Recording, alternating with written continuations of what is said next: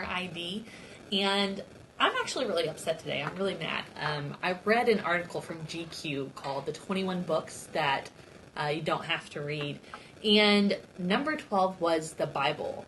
So listen to what they say about this. They say, the Holy Bible is rated very highly by all the people who supposedly live by it, but who in actuality have not read it.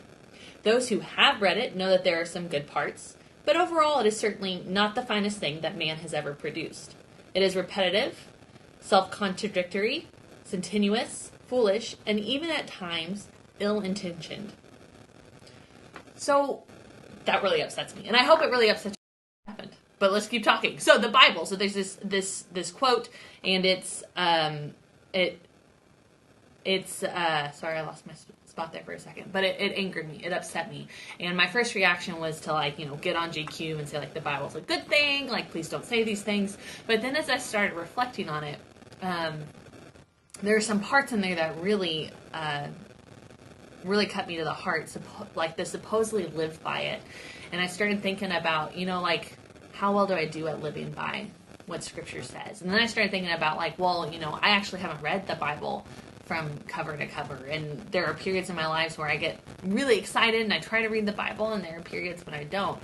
And so instead of being upset and mad at the culture and at GQ, I started looking interiorly, and I was like, who I'm really mad at? I'm really mad at myself.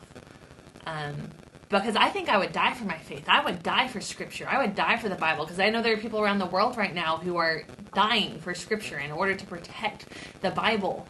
And yet I can't even read it daily. And so this made me think, you know what? I need to recommit myself. And thank you, culture, for pointing out that I am a hypocrite and that I can't live up to this faith. But that's also the beauty of the faith, because even Jesus fell under the cross 3 times. And so I can go to confession and I can say, I messed up, but I'm going to try to live as a disciple following Jesus. And so rather than being upset at the culture, I'm taking this as a time to look interiorly and think, all right, you know what? I'm going to recommit myself to reading the Bible. And so starting today, I'm going to take the Bible, I'm going to put it on my pillow, and every night before I fall asleep, I'm committed to reading at least one sentence so that I'm not this person who haven't actually read it. And so that when somebody says this to me in the world, I can say no, I'm reading it. I've read it. And it's changed my life. Because like Pope Francis says, the Bible's unpredictable. The Word is unpredictable in its power.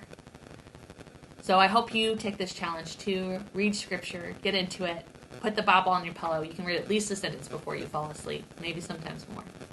This is Samantha Denefe with Arkansas Catholic and Your ID.